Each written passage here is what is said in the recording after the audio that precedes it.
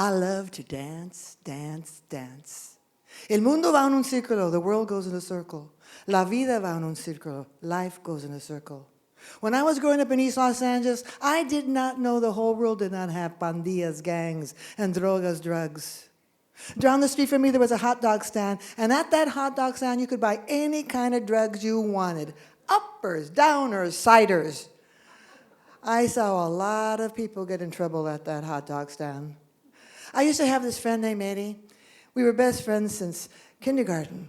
He was flaco, skinny, wore his hair slicked back on the side with a tall flat top, and he had the most beautiful chocolate brown eyes I've ever seen. When we were in the second grade, he decided he had a crush on me. I never felt that way about him. One morning I woke up and I heard sounds. And I went outside and looked, and there were pennies all across the front of the house, and Eddie was running away. He'd been throwing pennies at the house. What a romantico. I was 13 years old when I saw Eddie coming towards me, and Eddie, who had been thin, looked like a skeleton, skin and bones, and those beautiful eyes, they were flat and lifeless. He came up to me, he took my hand, he said, Olga, préstame un poco de dinero. Eddie, I don't have any money. Por favor, lo necesito, I need it. I can see you need it, but I don't have it. He looked me in the eyes and he saw that I was telling the truth. He gave me a abrazo, a hug, and he walked away. And I stood there looking at him, feeling fear and sadness for him. A few weeks later, some friends came by and said, hey, you heard about Eddie? I said, no, what? Está muerto. He's dead. How? He died of an overdose. And so when people came to me and said, hey, Olga, ¿quieres comprar unas drogas? No, I don't want to buy any drugs. I remembered my friends Eddie and Turi who had died and friends who were going to jail. I did not have their obsession. Mi pasión era el baile. My passion was dancing. My mama was a really good dancer. And when I was little, she was always saying, Olguita, you want to dance? And I said, nah, I don't have time. I got to go out and play. I was 12 years old when I went to her and I said, Mama, will you teach me how to dance? She said, oh, yeah. And she did. She taught me how to dance swing. We would just go all around the house with our arms going every which way. She taught me how to cha-cha-cha. There's something very satisfying about turning around and knowing when you come back there's going to be somebody waiting for you, all synchronized. She taught me how to mambo. We would be going so fast, our sweat would be flying right off of our foreheads. We'd be soaking wet, but we didn't care. And she taught me how to slow dance. I would have liked to have been dancing with a boy. But you got to start somewhere. I practiced all the time. We'd look at the TV shows, and we were always trying the latest steps. And then when I was 13 years old, I was going to get to go to my first real dance, Lourdes Church, the Armenta brothers. And there we were. And we were dancing to the Armenta brothers as they sang, Earth angel, will you be mine? My darling dear, love you all the time. I'm just a fool in love with you. I loved it. I loved the music going through me. I loved the music going around me. And what with dancing? We went dancing every chance we had. It was my salvation. I didn't have time for drogas. But there were other temptations. There were the pandillas, the gangs. There were big gangs, white fins, maravilla. Me asustaban, they scared me. Me fascinaban, they fascinated me. So I joined a little gang. The boys called themselves the hot doggers. And we girls called ourselves the hot doggerettes. You could tell how serious we were. The boys, they'd go out and fight because that was a macho thing to do. But we girls, we didn't want to fight. We didn't talk our way out of everything. But there was another group of girls in the gang. They would rather fight than talk. We'd go on outings and have parties, and then we girls decided we were going to save up some money to buy some pink and gray jackets.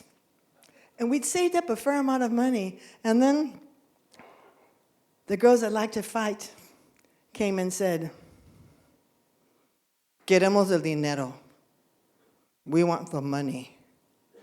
And we looked at them, and we looked at the money, and we looked at them, and we knew if we said no, they were going to beat the hell out of us. So we said, okay, fine. And we went back to dancing. Now we were old enough to go to the big ballrooms, the Palladium ballroom, the Zenda ballroom, with hardwood floors that were so smooth that like they had talcum powder on them, and big mirrored balls that cast light on us as we danced in our velvet and satin strapless dresses with 3.5-inch high heels, and we only danced with the good dancers because we were the good dancers. And sometimes we went to parties, but not very often, because every time we went to the party, there was a fight. The last party I was at, there was a pandilla on the outside, a gang on the inside. The gang on the outside wanted to come in. The one on the outside wanted to come in. The inside didn't want them to. Well, it didn't take a brain surgeon to figure out there was going to be a very ugly fight. People were trying to get out the back door. I was climbing out the back window, and I just happened to turn, and I saw the gang from the outside come through a big plate glass window, feet first, and the glass shattered into a million beautiful pieces, and then I was long gone. Then we started going to weddings. We figured out if we got an envelope just the right size and stuffed it, we could go to these weddings and dance to good music and eat good food. You see, it was our theory that the bride would think the groom invited us, and the groom would think the bride invited us. We were the original wedding crashers. It was the beginning of my realization that if you act like you belong somewhere, nobody bothers you. I started going to parties outside of East Los Angeles, and that's when I discovered that I was in a different place, that I lived in a different place. I'd go into a party, and they'd say, so where you from? And I'd say, East Los Angeles, and they'd get this really scared look on their face and start walking back. And sometimes if they were really rude, they'd lean forward and say, so where's your knife? I didn't know that I lived in a different place than anyone else. I went to college, and I was standing around talking to some friends, and someone said, so how'd you get to college? And I said, oh, I was a winner of a scholarship. And they all started to laugh. And I said, what's so funny? I mean, I was a winner of a scholarship, lucky for me. And they laughed even harder, and they said, you weren't a winner goes into a hot dog. You were a winner. I was stunned. I didn't know how I had an accent. How was I supposed to know? Where I grew up, everybody spoke the same. I was humiliated. I was embarrassed. I began to go away from my cultura. I began to feel terrible. I went towards the white world, and I did well there. But I didn't know there was a hole in my heart, that I was missing the family gatherings, that I was missing the language and the musica and the way we greet each other with hugs and kisses. Then one day I went to go see a man speak, soft-spoken and charismatic. He was talking about the ancient tribes and the power that they had and how strong they were. And then he stopped and he looked at us with his beautiful big brown eyes and he said, Yo soy orgulloso ser mexicano. I am proud to be a Mexican. I felt a shiver going through me. I don't think I had ever heard anyone say that. I felt like crying and laughing at the same time because it made me happy. He talked about how we should stand up for ourselves and how we should look for justice in everyone. It was Cesar Chavez of the United Farm Workers of America. And as I listened to him, I thought, maybe I should go to Mexico to see what makes him so proud. Oh, I'd been to the border town, Tijuana, but that's not Mexico. In my 20s, I went to Mexico City, and what a revelation! Explosion of color, flowers, houses, the indigenous people in the beautiful outfits. I went to the mercados, and the smells of café and chocolate and tamales and chiles surrounded me. I saw light-skinned, dark-skinned, brown-eyed, blue-eyed, green-eyed, blonde, redhead, brunettes, all of them Mexicanos. I went to the pyramids and the museums to see what my ancestors had done. I saw the Virgen de Guadalupe, the patron saint of Mexico, everywhere. In my family, everybody has at least 3 Virgen de Guadalupes. I mean, you don't count unless you have at least 3 in your house. Some people have 4, 5, 6 of them. I went to the cafes and drank café con leche, coffee with milk, just like my grandma Loya used to make me. And I watched, and I listened, and I felt at home. Except at home, they didn't have pyramids. I looked around, and I saw grace and elegance. And then I moved to Northern California. And in Northern California, there were hardly any people. Oh, there were the Native Americans, but they never came out of the reservations. I miss seeing black faces and brown faces and Asians. I was so lonely to be with some other people of color.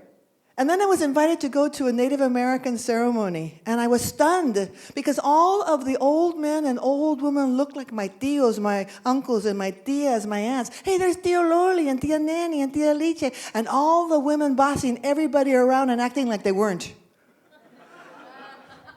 I was at home. I went to all of the ceremonies. I loved the chanting and the drumming and the dancing and the rhythms, but they were not my rhythms.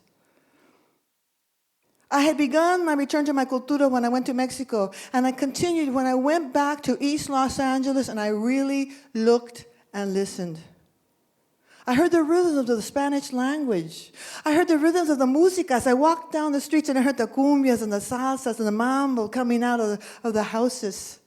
I saw Mexicans from Mexico walking next to Mexican Americans whose families had been here for generations. I saw people who were doing the best that they could. I went home and I saw love and vitality. I looked around East Los Angeles and I saw beauty. And my final return to my cultura was through storytelling.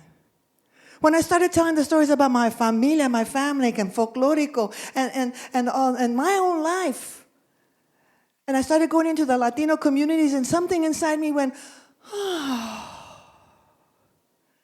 And then I realized I had to move to an area where there were more Latinos. So I moved to San Jose. And now I go into the communities and I remind them that they need to tell their stories because the stories will die if they don't. You all need to tell the stories or they will die. Yes, I live in San Jose, hang around with Latinos, speak Spanish, and I'm still dancing.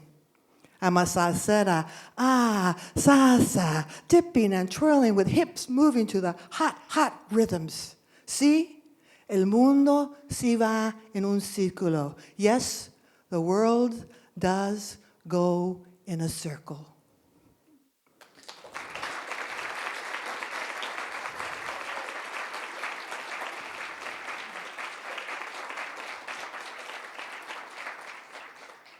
I'd like to finish up with a different kind of story. There's many versions of this story. This is my version. Once there was a family of ratoncitos mice. There was a mamá, the papá, la niña, y el niño. And they lived far away from everything and everyone. They lived with a man who was never there. He'd get up early in the morning and he'd come back late at night if he came back, and that suited them fine. And the other thing they liked was that he was messy.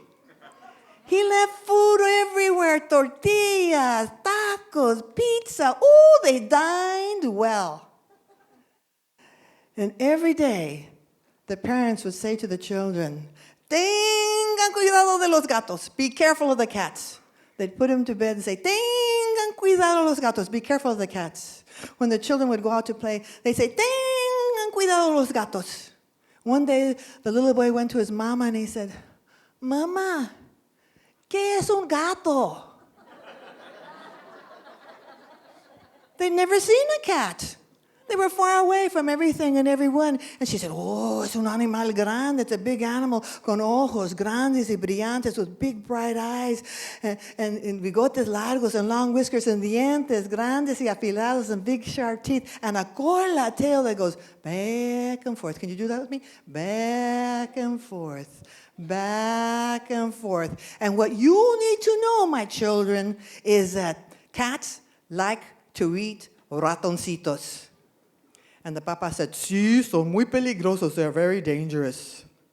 So every day the parents said, ten cuidado de los gatos. Tengan cuidado de los gatos. But since the children never saw a cat, they started not to pay attention. Tengan cuidado de los gatos. Uh-huh. Tengan cuidado de los gatos. Yeah, right. Tengan cuidado de los gatos. Sure.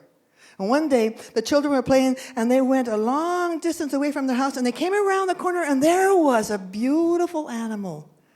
They had never seen it before. They walked around it. They forgot everything their parents had said. Oh, the animal had ojos grandes y brillantes, big bright eyes, and bigotes largos and long whiskers, and a cola, a tail that went back and forth, back and forth. And they were staring at it, and then the animal smiled. And they saw the big, sharp teeth. They remembered everything their parents had said. They said, ¿Eres un gato? Meow. Yes, I'm a cat. And you look so juicy. Meow. Oh, they were so scared, they took a step back. The cat took a step forward. They knew they could not outrun that cat. So they called out, help! And the papa, he'd been looking for them. He came around the corner. He stood in front of the children, and then he looked and he saw that cat with the ojos grandes y brillantes, the bigotes largos, those dientes grandes y afilados, and that cola, that tail that went forth, back and forth. And he was scared, and he called out, help!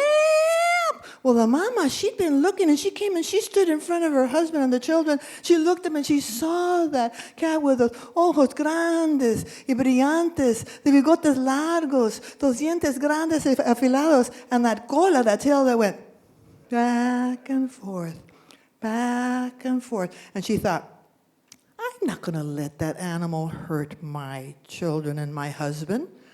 She stood up on her very tippy toes. She looked at that cat, and she said, bow, wow, wow, wow, wow, wow.